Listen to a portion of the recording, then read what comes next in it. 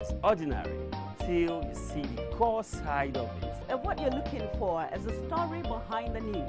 We bring it to you from Lagos, the commercial capital of Nigeria. Giving you all sides and political stories round the clock. Every detail from the start line to the final whistle.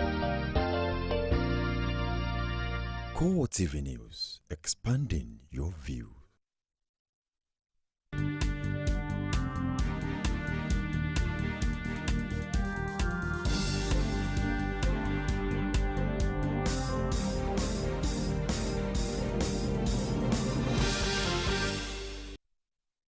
Hello there, and thank you for joining us on CoreTV News on the hour. I am Frank Omalape, and here are some of the stories filing in at this time. President Goodluck Jonathan has ordered the immediate removal of the Bring Back Jonathan sign being used by his supporters for his second term bid. The directive is contained in a statement by presidential spokesperson Ruben Abati after a worldwide condemnation, with the United States influential newspaper Post describing the use of the slogan as irritating. The Washington Post in its editorial noted that the Bring Back Jonathan sign is parodying the Bring Back Girls, the social media campaign used to nudge toward the abduction of over 200 schoolgirls in Chibok, Borno State by the Boko Haram terrorist group in April. Its critics, including the Post, queried the basis for parodying the rescue campaign slogan when Jonathan's administration had failed to rescue the girls from captivity. Well, Abati said the signs were being used without Jonathan's knowledge or approval. Nigeria's labor movement has decided to back Labour Party at all subsequent elections. The leadership of the Nigerian Labour Congress and Trade Union Congress declared their readiness to support the party at an ongoing National Executive Committee meeting in Abuja. NLC, which was represented by its General Secretary Peter Osuezon, also said it was prepared to canvass resources for the party. TUC's Peter Esele on his part noted that the movement would now be an integral part of Laid to Rest. Earlier, party chairman Dan Wanyang had informed the gathering that he wants to be seeking another term in office. The National Executive Committee meeting, which is now in a closed session, has senior party members, including Ondo State Governor Olusegun Mimiko. The Labour Party is now holding its National Executive Committee meeting with Ondo State Governor Olusegun Mimiko in attendance. Also attending the NEC meeting are Labour activists, including Peter Esele and the newly appointed General Secretary of the Nigerian Labour Congress, Peter Osuezon. National Chairman Dan Wanyang is presiding over the gathering that will, among others, approve guidelines for state congresses and the National Convention. It is the first meeting of Labour Party leaders since a report of plans by Governor Mimiko to dump the party for the People's Democratic Party. Now, owing to the leave granted the Osun State People's Democratic Party and the All Progressive Congress by the Election Petition Tribunal to inspect the ballot materials used for the August 9 election, the two parties converged on the INEC office for the exercise, but not without a drama, as the party councils nearly went for each other's neck on some nutty issues. Rashid was there and filing this report. No, we are not calling, so he caused it. He was holding the document. He said it's not touching. We are not calling, go. Don't say that we are calling. That was the situation earlier in the day, as the exercise meant for legal representatives was nearly turned to a political jamboree before order was restored. The administrative secretary of INEC, Oladipo Oladapo, however, assures the political parties of level playing field. We have our facts. We are focused. Ours is to ensure absolute transparency, and we will follow it strictly. So we ask for your cooperation at your time, please. And let us do the right thing. Both parties, please, you know the right thing. Please adhere strictly to the right thing. I will guarantee transparency. Councils to both PDP and APC find themselves at loggerhead over the interpretation of the PDP's application of Exhibit A. The lawyers later threw caution to the wind as they decided to settle the matter the straight way. They said they want to inspect Exhibit A. Go and bring Exhibit A for Obokun in your roster. that you have showed. I'm not. No, but I will respond to it. I'm not finished. Let him Let talk. him Let him talk. Let him talk. Don't tell me that. Don't tell me that. What is meaning of that? You are telling me that. Don't tell me that. A lawyer that knows his onion will list. Yes, now. Yes. Will list. Let us know what to do. You don't know what to do. You are stupid. Don't tell me that. You said your way. You are idiot also. You are idiot. You are stupid. It doesn't mean. You are also stupid. You are stupid. The language is not professional. That is English. We are not arguing on here. Excuse me, sir.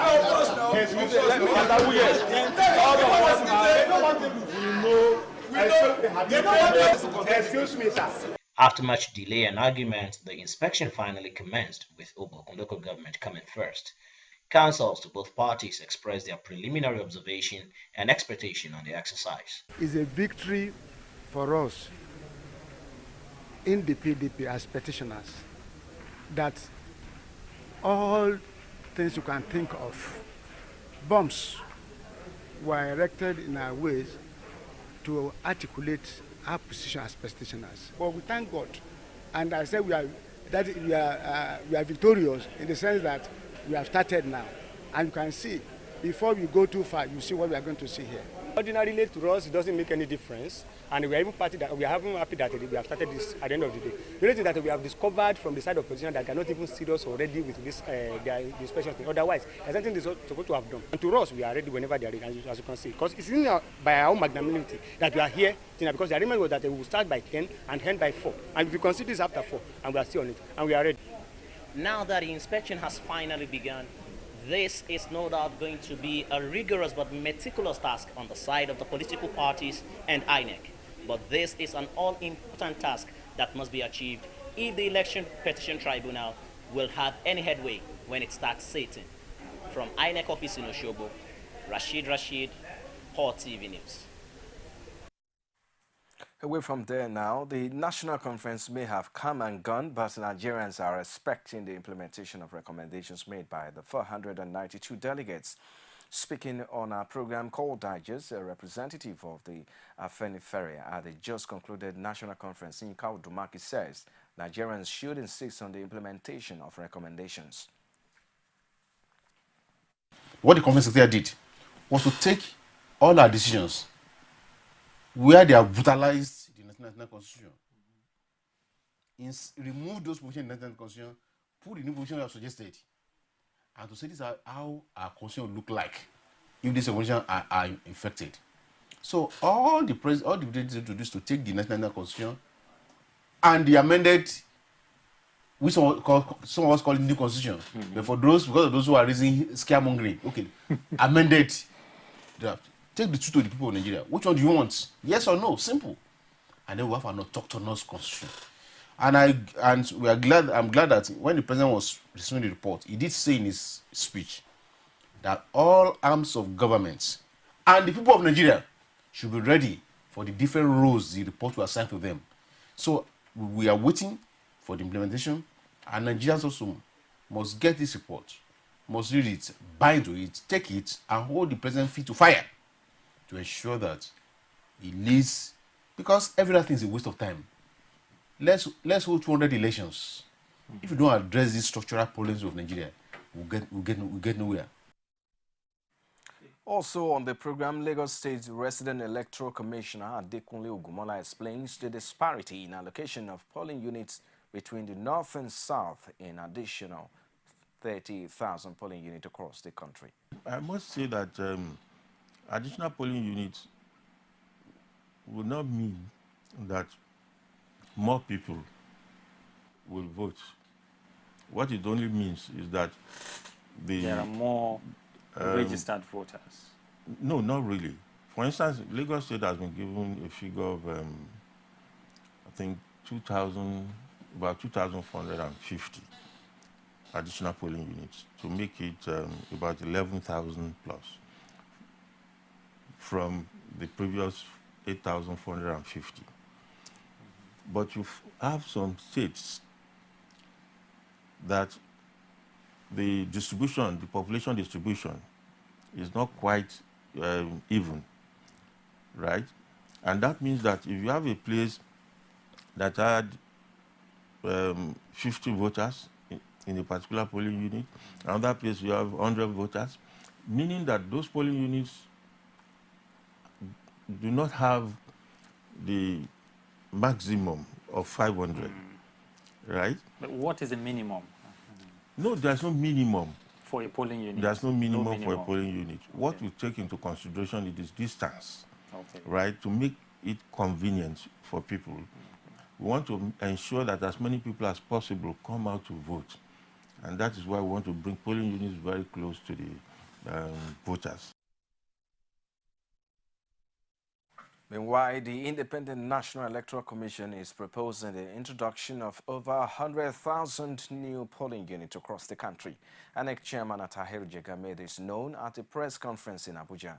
The chairman says the electorate will benefit from the proposed polling units as they will no longer be far but closer to where they live. He insisted that the decision is not meant to favor any party, contrary to media reports. Retired military pensioners have staged a protest in Abuja city center. The retired soldiers were joined by aggrieved pensioners of federal universities to block the city center. The military pensioners blocked the access road to the presidential villa in a bid to make the government respond to their demand. We will bring you details in our subsequent bulletin. And now the ECOWAS Commission has called on the defense forces of member states to lend their professional support on efforts to defeat the Ebola virus disease, which has now claimed more than 2,000 lives in the region since March 2014. Commissioner for Political Affairs, Peace and Security, Salamatu Sulaiman, solicited military support at the opening of a 3-day meeting of ECOWAS Chiefs of Defense Staff in Ghana. She noted that Ebola has the potential to impede development in the region if it is not adequately tackled. The commissioner also outlined various intervention measures taken by ECOWAS to combat the disease, including setting up a solidarity fund and several multi-stakeholder collaborations. Earlier, Ghana's Minister of Defense, Benjamin Kubo, described the Ebola menace as a worrying situation that requires collective efforts. In the meantime, the Lagos government has warned against stigmatization of Ebola-treated patients in the state. The State Commissioner for Health, Jide Idris, advised any stigmatized persons to petition the State Attorney General for necessary action. Abiola Aluwale's report is presented from our studios.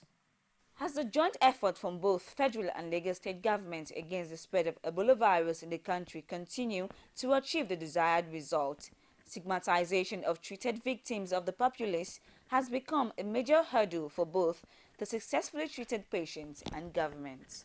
Speaking at a media briefing on further efforts of governments to curb the spread of Ebola virus, Lagos State Commissioner for Health, Jide Idris, appeals to citizens to resist the temptation of stigmatizing any treated Ebola victims in the state. He, however, advised any stigmatized Ebola patients to approach the State Ministry of Justice for proper action. Social problems being faced by discharged cases have been reported severally. These range from stigmatization, eviction from their accommodation, being asked to stay away from work, and frank termination of employment. We've had cases of people, employers just terminating the employment of some of their staff who are just mere contacts, not even suspected cases. We believe this is unfair. I believe this is impinging on their fundamental human rights.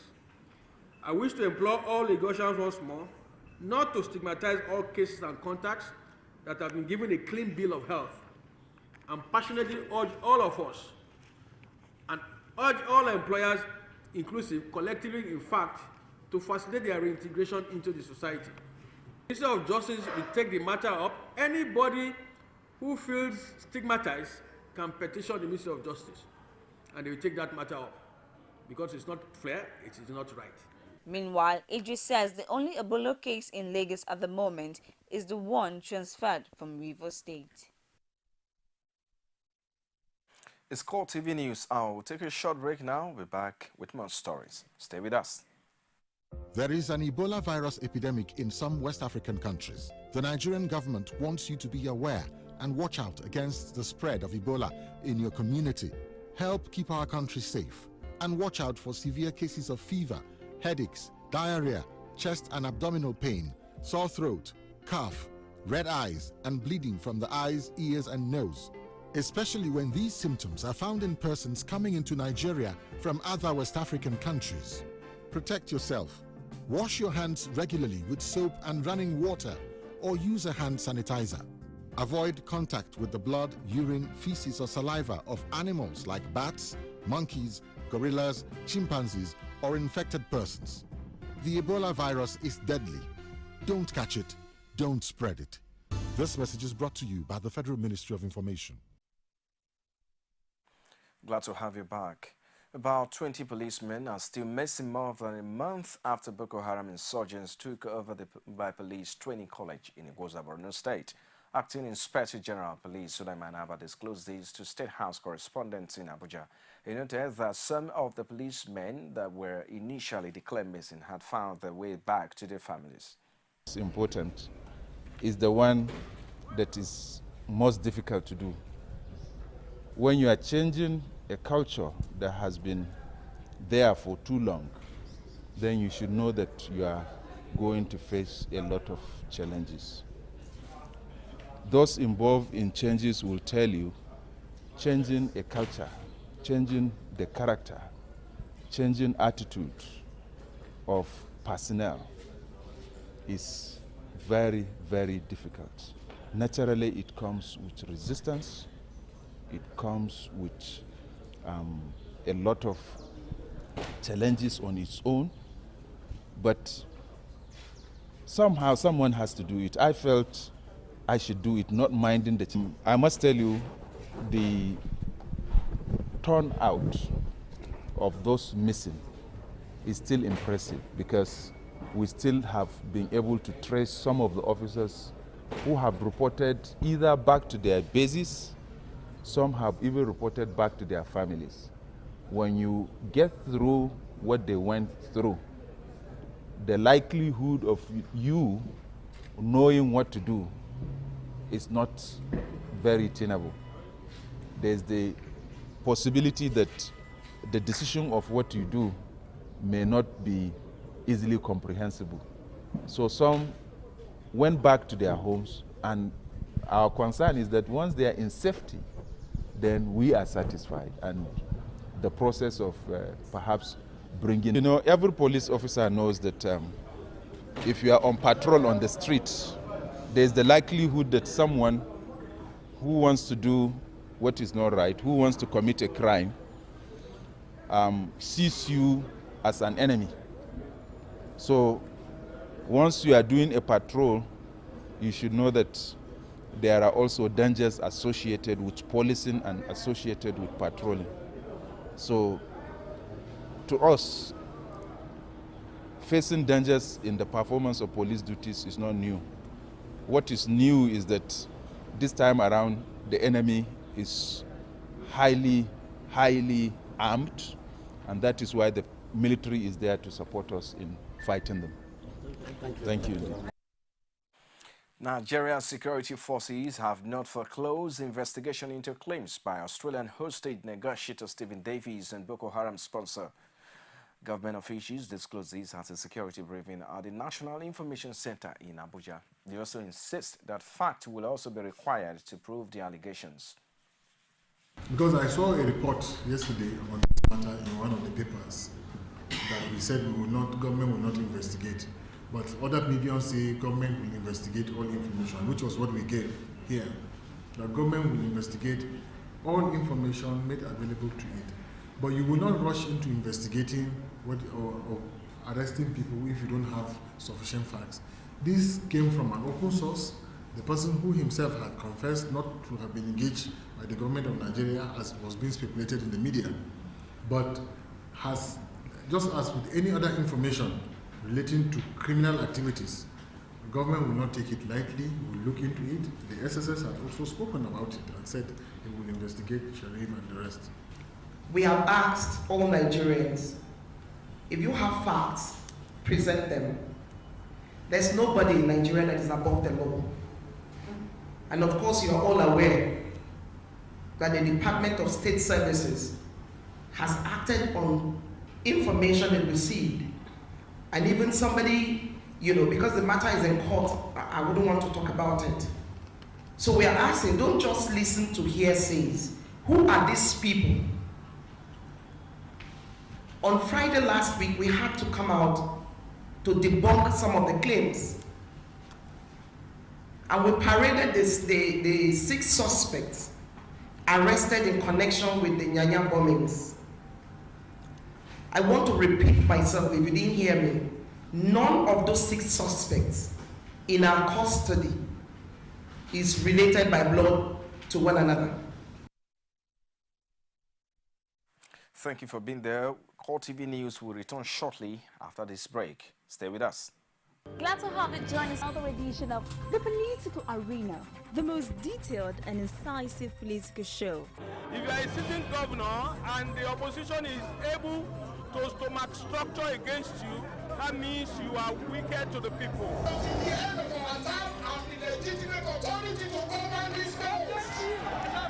They gave me 20 minutes to move or they will shoot me. He has no chance for survival. If he likes himself, this is the best time to get out before he perishes. The PDP as a ruling party has failed. So anybody who thinks that government will fold his hands and allow miscreants to take over the streets of our own state and cause havoc is deceiving himself. The good, bad, ugly, and beautiful sides of the Nigerian political system. Join me every Sunday at 9:15 p.m. on CoreTV News. Outside Nigeria now, a preliminary report by Dutch investigators says a Malaysian passenger jet which blew over rebel-held East Ukraine with the loss of all 298 people on board was hit by numerous high-energy objects. While the report does not point the finger of blame over the July disaster, it could heighten Western pressure against Moscow over its role in the bloody Ukraine conflict, as well as confirms claims in some quarters that it was downed by emissary. Images show that pieces of wreckage were punctured in numerous places. The pattern of damage to the body of the aircraft and the cockpit is consistent with the damage that would be expected from a large number of high-energy objects that penetrated the aircraft. The initial results of the investigations point towards an external cause of the MH17 crash. More research will be necessary to determine the cause with greater precision. MH17 proceeded as normal until it ended abruptly. Listening to the communications among the crew members in the cockpit via the cockpit voice recorder revealed no sign of any technical faults or an emergency situation. Well, and that'll be a wrap on CoreTV News at this time. Many thanks for watching. I am Frank Omalape. I'll see you again.